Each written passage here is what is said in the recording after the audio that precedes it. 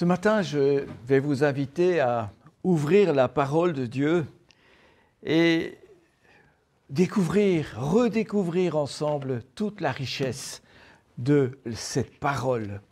Et pour cela, on va commencer par lire quelques passages. D'abord dans Deutéronome.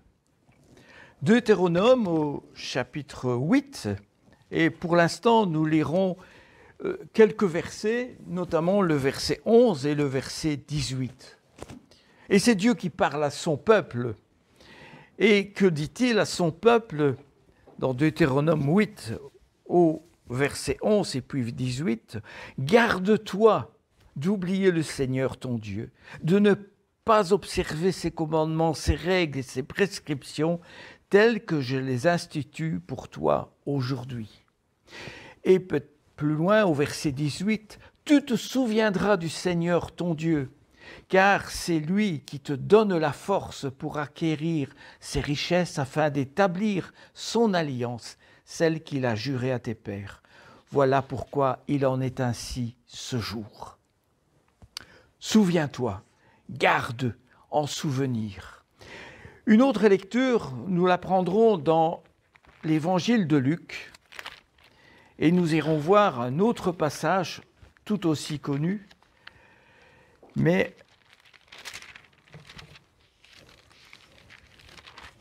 Luc 24, versets 1 à 8. Ce passage, c'est celui de la résurrection de Jésus. Les femmes, celles qui étaient venues de Galilée, le premier jour de la semaine, elles vinrent au tombeau de grand matin en apportant les aromates qu'elles avaient préparés. Elles trouvèrent la pierre roulée de devant le tombeau. Elles entrèrent, mais elles ne trouvèrent pas le corps du Seigneur Jésus. Comme elles étaient perplexes à ce sujet, 2 hommes survinrent devant elles en habits éclatants, toutes craintives. Elles baissaient leur visage vers la terre, mais ils leur dirent : « Pourquoi cherchez-vous le vivant parmi les morts ? Il n'est pas ici, il est ressuscité. Allez, souvenez-vous de quelle manière il vous a parlé lorsqu'il était encore en Galilée et qu'il disait : il faut que le Fils de l'homme soit livré aux pécheurs, qu'il soit crucifié et qu'il se relève le 3e jour. » Et elles se souvinrent de ces paroles. Souvenez-vous. Et elles se souvinrent de ces paroles. Et une dernière lecture que l'on connaît aussi parfaitement bien, et c'est peut-être suite à cette lecture que j'ai réfléchi au message que je vais bien noblement vous partager tout à l'heure. Actes des apôtres, qui est la suite de l'évangile de Luc. On l'a divisé à un certain moment parce que c'était trop grand, donc on a mis ça dans les Actes des apôtres, mais c'est toujours Luc qui s'adresse à son ami Théophile et qui lui dit : « J'ai parlé dans mon premier livre de ce que Jésus a commencé de faire et d'enseigner jusqu'au jour où il fut enlevé après avoir donné ses ordres par l'Esprit Saint aux apôtres qu'il avait choisis. C'est à eux aussi qu'avec beaucoup de preuves, il se présenta vivant après avoir souffert. Il leur a paru pendant 40 jours, parlant du règne de Dieu. Comme il se trouvait avec eux, il leur enjoignit de ne pas s'éloigner de Jérusalem, mais d'attendre ce que le Père avait promis. Ce dont, leur dit-il, vous m'avez entendu parler. » C'est Jésus qui parle. « Ce dont, leur dit-il, vous m'avez entendu parler. Jean baptisait d'eau, mais vous, c'est un baptême dans l'Esprit Saint que vous recevrez d'ici peu de jours. » Ceux qui s'étaient réunis lui demandaient : « Seigneur, est-ce en ce temps que tu vas rétablir le royaume pour Israël ?» Il leur répondit : « Il ne vous appartient pas de connaître les temps ou les moments que le Père a fixés de sa propre autorité, mais vous recevrez de la puissance quand l'Esprit Saint viendra sur vous, et vous serez mes témoins à Jérusalem, dans toute la Judée, en Samarie et jusqu'aux extrémités de la terre. » Seigneur Dieu, bénis cette parole, bénis ta parole. Seigneur, parle au cœur, parle à notre cœur. Seigneur, toi-même, et que ton Saint-Esprit nous éclaire, nous montre ce que tu as à nous dire personnellement. Seigneur, bénis ce temps et bénis ta parole qui est la vérité. Amen. Cette petite phrase, ce dont, leur dit Jésus, vous m'avez entendu parler. Ce dont. Mais qu'est-ce qu'il leur a dit? Il arrive parfois qu'une personne nous raconte un fait, une anecdote, une parole que nous n'avons pas spécialement enregistrée. Certes, mais d'une manière précise, nous n'avons pas parfois mesuré l'importance de cette parole et l'impact que cela pouvait avoir. Et quand on dit ça, on dit, soit qu'on vieillit, mais on dit souvent, c'est que notre mémoire est sélective. Nous prenons des choses, nous gardons certaines choses et peut-être pas tout. Mais ce dont, leur dit Jésus, est-ce que vraiment c'était si important, si extraordinaire?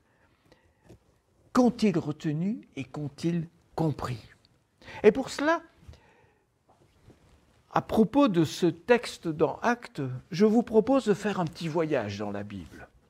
Oh, nous n'allons pas tout voir, tout ce que Jésus a dit, certainement pas, mais les choses principales qui ont amené à la venue du Saint-Esprit. Et nous allons même aller dans l'Ancien Testament. On peut lire la Bible, certains lisent la Bible depuis la Genèse jusqu'à l'Apocalypse, un peu comme les livres que l'on lit généralement, du premier chapitre jusqu'au dernier chapitre. Mais la Bible, pour la comprendre, c'est pas toujours comme cela qu'il est plus facile de s'en imprégner, même si c'est bien de le faire, de lire toute la Bible. Parce qu'il y a des méandres, il y a des endroits qui se répètent, ou des endroits où on a besoin d'aller retourner pour voir et puis revenir. C'est un véritable petit dédale dans des méandres, mais tellement agréable. Et la venue du Saint-Esprit, justement, a été et nous donne ce moyen aujourd'hui de faire ce chemin, de parcourir ce chemin, d'avoir ce que nous disons le GPS, guidé par le Saint-Esprit. Et c'est indispensable pour notre vie, c'est indispensable pour nous nourrir, pour grandir, pour connaître, pour avoir une relation plus intime avec le Seigneur, pour mieux rentrer dans son intimité. Quand vous regardez la Bible et que vous voyez un tout petit peu la fin des évangiles, et notamment après la résurrection de Jésus, que ce soit Matthieu, Marc, Luc ou Jean, vous avez très peu de chapitres après la résurrection de Jésus. Très peu de récits. Très peu de récits, mais est-ce que ça a changé? Est-ce que tout à coup, oui, il y a quelque chose qui a changé. Il s'est passé un miracle, le miracle le plus important en tout, le miracle de la résurrection de Jésus. Sans ce miracle, nous ne serions pas là en train de parler ni de proclamer la bonne nouvelle. Et Jésus va dire, et encore aussi plus important, il faut que je retourne au Père et il faut que je vous envoie l'Esprit Saint. Ainsi, Jésus va dire des choses à ses disciples avant que tout n'arrive. Et les premières que nous connaissons, Jésus va parler à plusieurs reprises de sa mort et de sa résurrection. Et pour cela, il va, par exemple, dans Jean 16, il va leur dire quelque chose qui peut être interpellant. Encore un peu et vous me verrez, vous ne me verrez plus. Et puis encore un peu, vous me verrez. C'est une phrase qui est interpellante. On l'entend, on se dit, qu'est-ce que ça veut dire? Jésus s'y fait l'annonce à ses disciples de la fin d'une période dans son ministère. Mais il le fait, et il le dit qu'il va le faire afin de glorifier le Père. Est-ce que les disciples ont compris ce discours? Évidemment, nous, c'est facile. Nous, c'est facile quand on connaît la fin et quand on connaît les choses. Mais pour les disciples, ont-ils compris qu'il parle de sa mort et de sa résurrection? Et nous sommes, remettons-nous un tout petit peu dans la peau de ces disciples, ou peut-être aujourd'hui, nous sommes confrontés aussi dans notre quotidien à des questionnements. Et parfois, la réponse qui nous est apportée, nous ne la comprenons pas. Et nous ne la comprenons pas. Pourquoi? Parce qu'elle ne correspond pas à notre attente. Et il nous faudra parfois du temps pour comprendre. Toutefois, souvenons-vous que rien de ce qui nous arrive n'est étranger au projet du Seigneur. Rien de ce qui nous arrive n'est étranger au projet du Seigneur. Tout concourt au bien de ceux qui aiment Dieu. Nous connaissons ce verset, mais parfois le tout nous est parfois tellement difficile à porter. Alors, nous avons vu cette phrase, vous ne me verrez plus, puis vous me verrez encore un peu de temps. Allons un peu plus loin, dans Jean toujours 16, 22-24. Ainsi, vous maintenant, vous éprouvez de la tristesse, mais je vous reverrai, votre cœur se réjouira, et personne, mais absolument personne, ne vous enlèvera votre joie. Voyons là, disons, l'attitude de Jésus. Il compatit à notre tristesse. Il dit, c'est normal que vous soyez triste. C'est normal que vous éprouviez de la tristesse à mes propos, mais patientez. Je vous reverrai, je reviendrai, et votre joie, alors, elle sera immense, elle sera comblée. Pire, et encore mieux, personne ne vous enlèvera cette joie. Quand nous traversons une épreuve, et nous en traversons tous des épreuves, le silence est le pire de tout, quand on n'a pas de réponse. Si on le conjugue à notre impatience, alors là, ça use, ça mine notre espérance, notre foi, notre patience. Mais le Seigneur nous dit, allez, patientez, patientez, attendez. Comme nous avons lu tout à l'heure dans le psaume 27, mettez votre espérance dans le Seigneur, attendez, et votre cœur se réjouira. En ce jour-là, dit Jésus, au verset 23, vous ne me demanderez plus rien. Amen, amen, je vous le dis, ce que vous demanderez au Père, il vous le donnera en mon nom.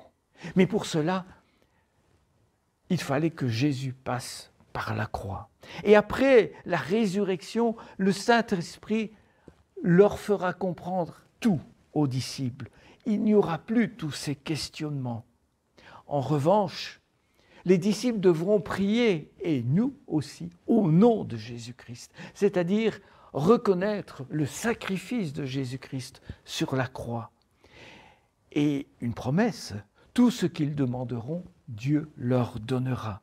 Et cette promesse n'a pas été faite uniquement pour les disciples, elle a été faite aussi pour chacun d'entre nous aujourd'hui. Jusqu'à présent, verset 24, vous n'avez rien demandé en mon nom, demandez, vous recevrez, pour que votre joie soit complète. Voilà, principalement, Jésus comprend la tristesse, mais il nous dit, il y a des moments de joie que vous vivrez. Alors, nous avons vu dans le chapitre 16, nous avons avancé, mais nous allons être obligés de rétro-pédaler. Nous allons retourner en arrière parce que autant Jésus a annoncé sa mort, voilà que maintenant, plutôt, il va annoncer toute autre chose. Je vous ai parlé pour que l'heure venue, vous vous souveniez que moi, je vous l'ai dit, je ne vous l'ai pas dit depuis le commencement parce que j'étais avec vous. Mais maintenant, je m'en vais vers celui qui m'a envoyé. Autrement dit, il annonce l'ascension. Il annonce son retour auprès du Père. Et aucun de vous ne me demande où vas-tu. Mais parce que je vous ai parlé ainsi, la tristesse a rempli votre cœur. Ah, encore une fois, il comprend ses disciples. Et cependant, moi je vous dis la vérité. Il est avantageux pour vous que moi, je m'en aille, car si je ne m'en vais pas, le défenseur, l'Esprit Saint, ne viendra pas à vous, mais si je m'en vais, je vous l'enverrai. Ce dont je vous ai parlé est contenu dans tout cela. Mais Jésus, vous voyez un tout petit peu, n'a pas dit les choses dans l'ordre comme celui d'un livre que nous lisons, chapitre 1, chapitre 2, chapitre 3. les versets ne se suivent pas de la même manière que nous pourrions le comprendre ou le vivre quand nous lisons un livre. Jésus ici enseignait ses disciples, dans le passage que nous avons lu, dans Jean 16, 4 à 7, en utilisant des textes figurés tels que Jésus jusqu'ici avait enseigné avec des paraboles. Ici, il annonce des choses claires et nettes. Claires et nettes, il dit à ses disciples, « Je suis envoyé du Père, je suis sorti du Père, je vais repartir d'ici et je vais retourner auprès du Père. » Jésus prépare le cœur de ses disciples au temps d'une séparation. Toutefois, leur dit-il, vous ne serez pas seuls. Il viendra. Il viendra celui que j'ai appelé le défenseur, l'esprit de la vérité, le paraclète, on verra d'autres mots. Et il viendra, ce défenseur, quand moi j'aurai quitté cette terre. Mais vous ne serez pas orphelins. En plus, celui que je vous envoie, il vous guidera, il vous enseignera, il vous rappellera tout ce que j'ai dit. Jésus déclare que son départ est à l'avantage des disciples et à notre avantage aujourd'hui. Seulement, il faut absolument qu'il soit auprès du Père pour que l'Esprit Saint vienne. En fait, Jésus ne pouvait être présent qu'à un seul endroit à la fois. En revanche, le Saint-Esprit pourra être partout en même temps chez tous les chrétiens. Ainsi, Jésus démontre à ses disciples qu'il est préférable d'avoir le Saint-Esprit en eux plutôt que Jésus avec eux. Parce que Jésus, c'est temporaire, mais le Saint-Esprit, c'est pour tout le temps. Alors, très bien, le Saint-Esprit, mais c'est quoi le Saint-Esprit et qu'est-ce que ça veut dire? Eh bien là, encore une fois, il faut rétropédaler dans l'évangile de Jean. Jean 14, 16, 17. « Moi, je demanderai au Père de vous donner un autre défenseur pour qu'il soit toujours avec vous, l'Esprit de la vérité, que le monde ne peut pas recevoir parce qu'il ne le voit pas et qu'il ne le connaît pas. Mais vous, vous le connaissez parce qu'il demeure auprès de vous et qu'il sera en vous. » Ah, l'Esprit de vérité, le défenseur, le Saint-Esprit, peu importe. Le monde ne peut le recevoir. Le monde ne peut pas le recueillir, le monde ne peut pas le connaître ni le reconnaître. Pourquoi? Mais tout simplement parce que les yeux du monde sont voilés. Ils sont voilés, ils sont cachés, ils ne peuvent voir ou ils ne veulent pas voir. Ils sont empêchés de le voir. Nous pourrions reprendre Isaïe 55, 59 au verset 2, ce sont vos péchés qui vous empêche de communiquer avec Dieu. Parce que les yeux du monde sont voilés, ils sont empêchés de voir. Mais vous, dit-il à ses disciples, et à vous qui reconnaissez que je suis le Seigneur, le Fils de Dieu, l'envoyé du Père, alors il demeure. Il demeure aujourd'hui auprès de vous. Il est là, Jésus, le Saint-Esprit. Il est avec vous déjà. Encore en peu de temps, il ne sera plus là, mais il sera différemment, il sera en vous. Et ça, c'est important dans le verset 17, il le termine, vous le connaissez parce qu'il demeure auprès de vous, il demeure au présent, et qu'il sera en vous. Il sera en vous? Oh bon? Est-ce que Jésus en a déjà parlé de ce « il sera en vous » ? Ces paroles résonnent avec un autre passage qu'on a médité il y a quelque temps. Et ce passage parlait de Jésus qui était le pain de vie, le pain descendu du ciel, et que celui qui en mange ne mourra jamais. Et il disait même, Jésus, ce pain que je donnerai, c'est ma chair. Et ces termes qu'on a lus, hein, celui qui mange ma chair et boit mon sang demeure en moi comme moi en lui. Comme le Père qui est vivant m'a envoyé, moi aussi je vis par le Père, ainsi celui qui me mange vivra par moi. Ce sont des paroles qui sont assez saisissantes si nous les prenons simplement. Hein. Elles sont même troublantes dans la bouche de Jésus parce qu'on ne se voit pas manger de la chair et boire du sang. C'est d'ailleurs interdit, tout simplement, dans le Lévitique. Alors Jésus a-t-il bafoué l'Ancien Testament? Certainement pas. Mais ses disciples vont d'ailleurs maugréer, murmurer, ne pas comprendre, et certains vont quitter le groupe.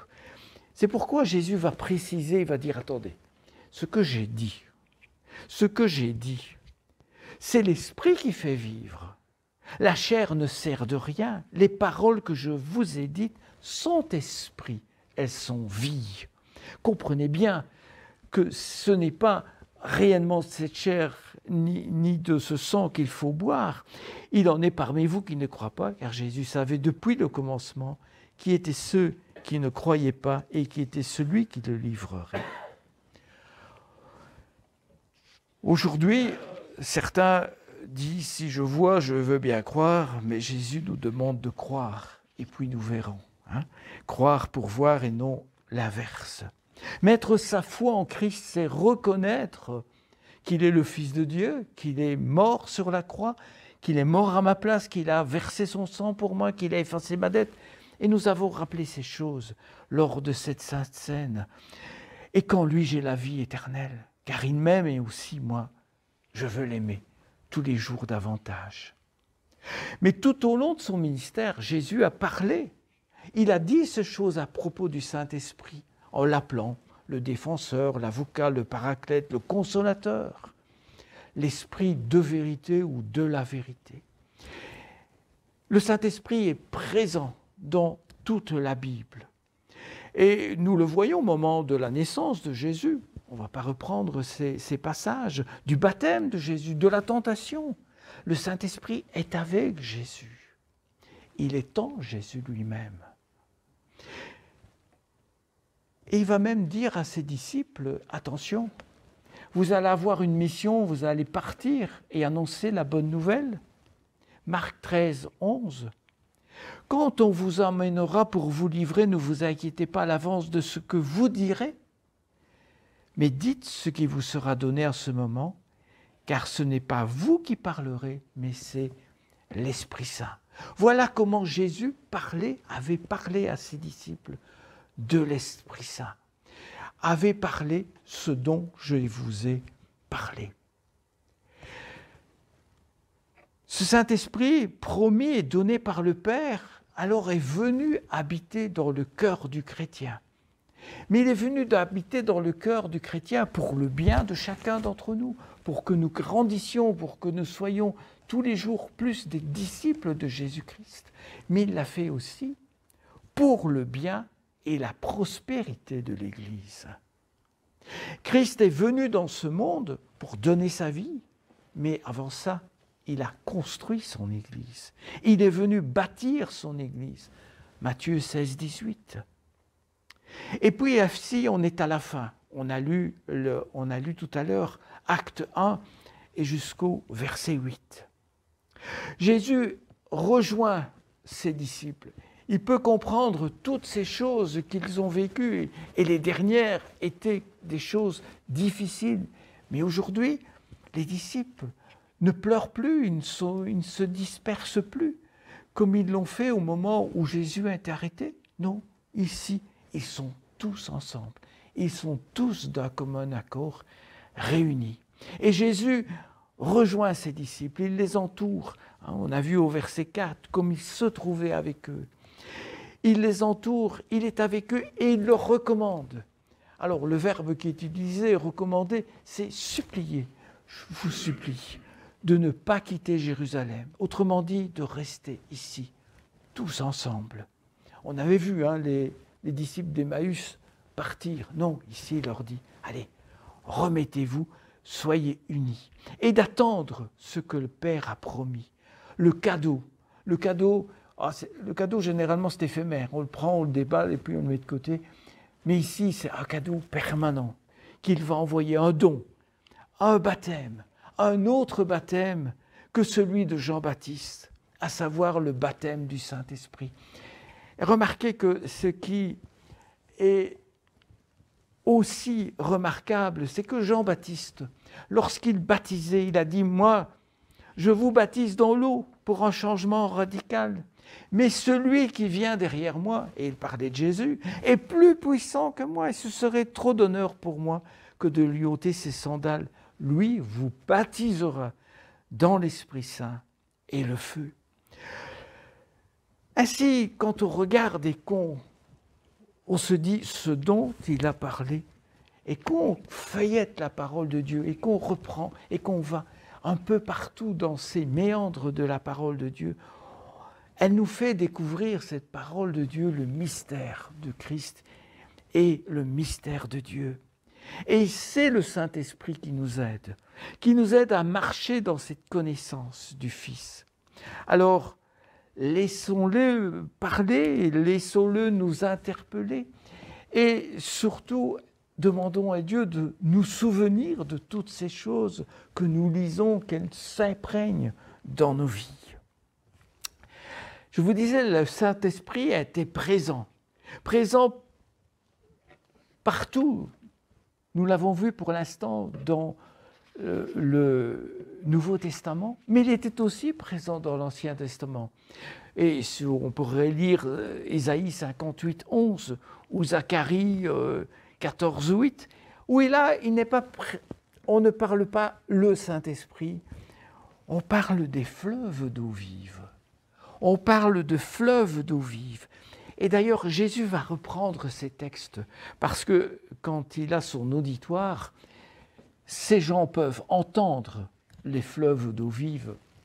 Ils ne peuvent peut-être pas encore entendre le Saint-Esprit. Le dernier jour, le grand jour de la fête, Jésus debout s'écria « Si quelqu'un a soif, qu'il vienne à moi et qu'il boive. Celui qui met sa foi en moi, comme dit l'Écriture, des fleuves d'eau vive couleront en son sein. » Il dit cela au sujet de l'Esprit qu'allaient recevoir ceux qui mettraient leur foi en lui, car il n'y avait pas encore d'Esprit, puisque Jésus n'avait pas encore été glorifié. Voilà l'explication que Jésus donne. Des fleuves d'eau vive. Le peuple pouvait entendre ces fleuves d'eau vive de l'Ancien Testament, mais qui passent au Nouveau Testament et que Jésus nous annonce comme étant le Saint-Esprit. Alors s'abreuver du Christ signifie croire en lui et recevoir de lui une nouvelle vie spirituelle. Il nous dit que nous devenons des disciples, il nous dit que nous devenons une canalisation. Une canalisation pour que nous puissions distribuer ce qu'il nous donne. Plus nous venons à Christ pour nous abreuver, et plus nous recevrons des bénédictions.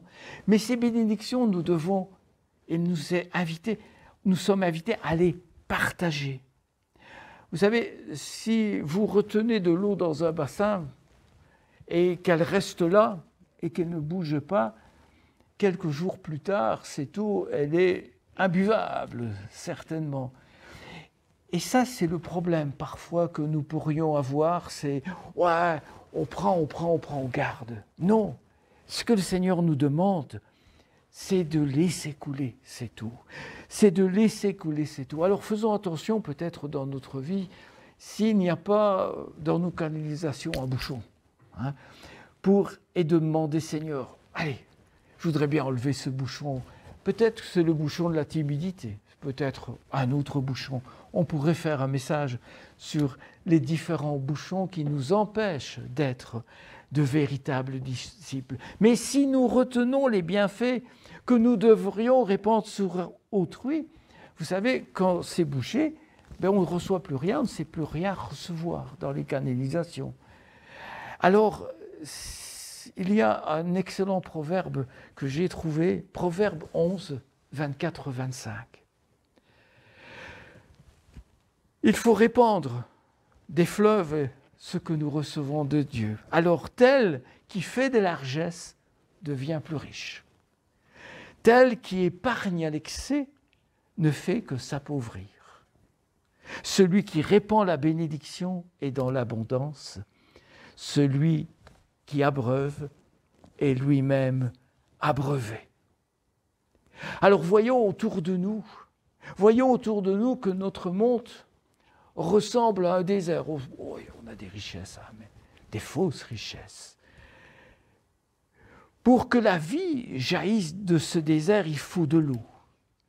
Et cette eau ne peut venir que de ce que nous avons reçu comme mission, que de nous, disciples de Jésus-Christ, de l'Église du Christ. Et cette eau, Jésus nous l'a promise. Il nous a dit, des fleuves d'eau vive se couleront en vous. Et ces fleuves d'eau vive, ça nous est donné gratuitement. Il n'y a pas de taxe, il ne faut rien payer. Tout a été payé à la croix. Tous les croyants dépendent entièrement du Saint-Esprit.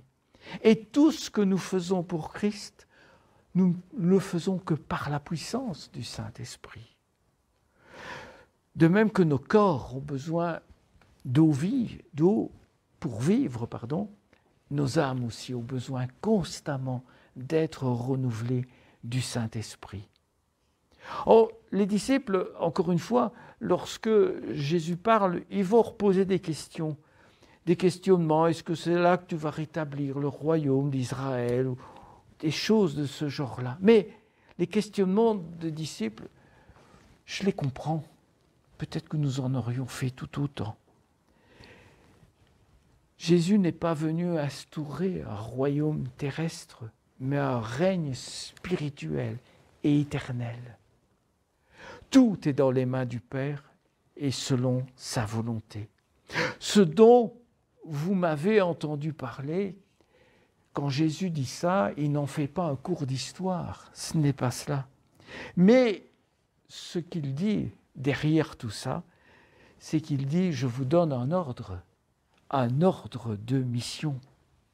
Quand il dit « vous recevrez une puissance quand le Saint-Esprit viendra », il y a une petite conjonction là. Et cette conjonction, vous ne pouvez la séparer du reste, c'est-à-dire vous recevez et vous serez mes témoins.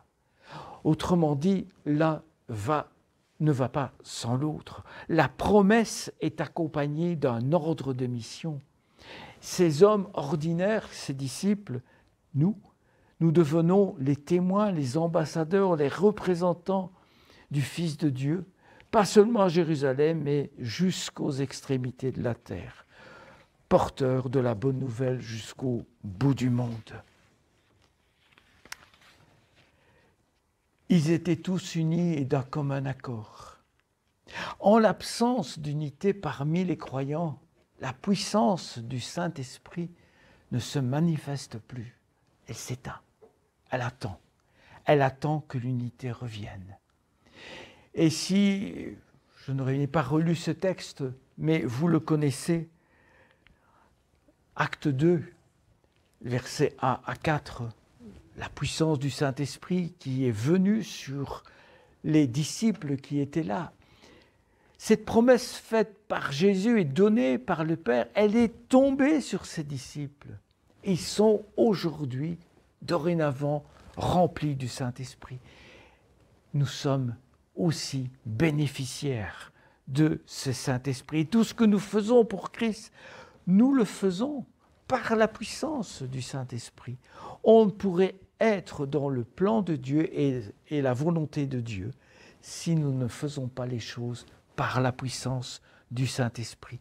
Une seule minute sans jouir de cette présence et de la puissance du Saint-Esprit, c'est impossible. Présence de Jésus dans nos vies. De même que nos corps ont besoin d'eau, nos âmes ont besoin de l'Esprit. Paul, plus tard, va reprendre aussi ces termes de marcher par l'Esprit. Et il va dire « afin de ne pas accomplir ce que la chair désire ». être conduit par l'Esprit Saint. Être conduit par l'Esprit Saint, et vous connaissez tout ce qui concerne l'Esprit Saint. Paul va donner en tout cas ce qui, dans notre vie, doit porter du fruit. Mais c'est vrai que le fruit en nous est-il à maturité? Est-il à maturité? Moi j'ai dit non. Moi personnellement, il y a tellement de choses encore que je dois parfaire devant le Seigneur pour être un vrai disciple pour le Seigneur. Parce que quand tout va bien, on pourrait penser qu'on porte du fruit, c'est bien. Mais quand vient l'épreuve, à ce moment-là, est-ce qu'on ne perd pas un peu de notre joie, un peu de notre foi, un peu de notre patience? Alors, apprenons à marcher dans la dépendance de l'Esprit. Apprenons à marcher dans la dépendance de l'Esprit. Ainsi, nous pourrons mener une vie qui sera, ça c'est sûr, agréable aux yeux du Seigneur. Ce cadeau, Dieu nous l'a fait pour chacun d'entre nous. Et toutes ces choses, Jésus les avait dites, et les dit, et nous les redit ce matin, ce dont leur dit Jésus, vous m'avez entendu parler. Et ce texte, ce dont vous m'avez entendu parler, doit nous inciter encore et toujours à lire et à relire la parole de Dieu. À relire cette parole et à nous en imprégner, à rechercher ce que Dieu veut nous dire à travers ce que nous lisons. Souvenons-nous aussi des bénédictions que Dieu nous a accordées. Souvenons-nous, et avec ça, prions le Seigneur. Faisons de ces bénédictions reçues des prières de louange, d'adoration. Souvenons-nous aussi que nous avons été sauvés par grâce. C'est aussi un don de Dieu. Je crois que nous avons plein de bonnes raisons de remercier le Seigneur. Mais, il y a toujours un mais. Mais les tentations sont là. Et je veux revenir, pour terminer, à un texte que nous avons lu tout à l'heure. Un texte dans Deutéronome. Et là, nous allons lire Deutéronome 8. Vous n'aurez pas le texte. Je vais le lire. Il est préférable parfois de relire. C'est le Seigneur a délivré son peuple du désert. Il l'a enseigné dans le désert. Et ici, ils sont arrivés dans le pays promis. Ah, c'est vraiment, Dieu t'a fait parcourir ces 40 années dans le désert, mais il t'a mis à l'épreuve. Mais voilà que tu es maintenant dans ce pays. Ah, je lis à partir du verset 7 pour vous dire les tentations qui peuvent être là.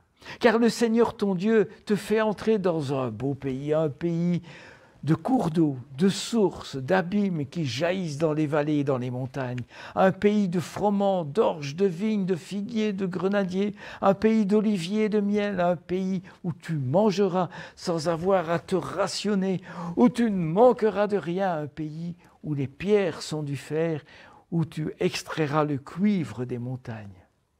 Lorsque tu mangeras et que tu seras rassasié, tu béniras le Seigneur. Souviens-toi des bénédictions. Tu béniras le Seigneur ton Dieu pour le bon pays qu'il t'a donné. Garde-toi d'oublier le Seigneur, ses règles et ses prescriptions telles que je les institue pour toi aujourd'hui. Lorsque tu mangeras et que tu seras rassasié, lorsque tu bâtiras et tu habiteras de belles maisons, lorsque ton gros bétail et ton petit bétail se multiplieront, que l'argent et l'or se multiplieront pour toi et que tout ce qui t'appartient se multipliera. Prends garde.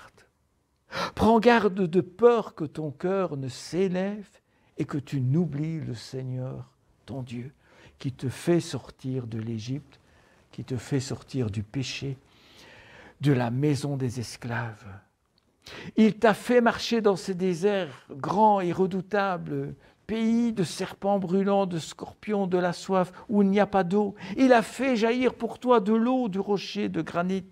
Il t'a fait manger dans les déserts la manne que tes pères ne connaissaient pas, afin de t'affliger, de te mettre à l'épreuve pour te faire du bien par la suite.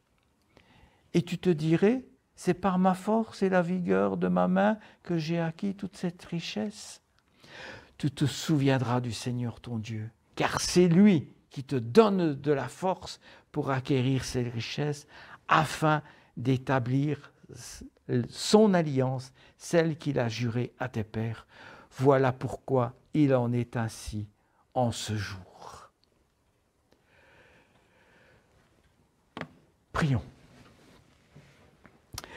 Seigneur, combien ces textes nous rappellent que nous sommes un pays, nous sommes des familles bénéficiaires d'un certain nombre de choses, plus ou moins, mais nous avons beaucoup de choses autour de nous.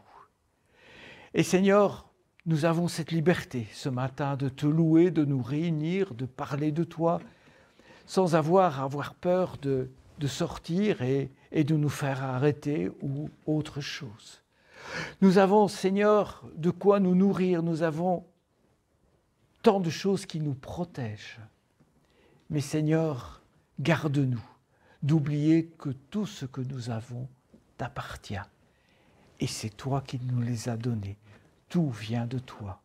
Seigneur, garde-nous d'oublier tes commandements, tes préceptes, tout ce que tu nous as dit, tout ce que tu nous rappelles dans ta parole, que ce soit gravé dans nos cœurs, dans nos vies. Seigneur, apprends-nous à garder soigneusement ta parole dans nos vies, à la respecter dans les moindres détails. Et ça n'est pas facile, nous le savons, mais Seigneur, c'est ce que tu nous demandes.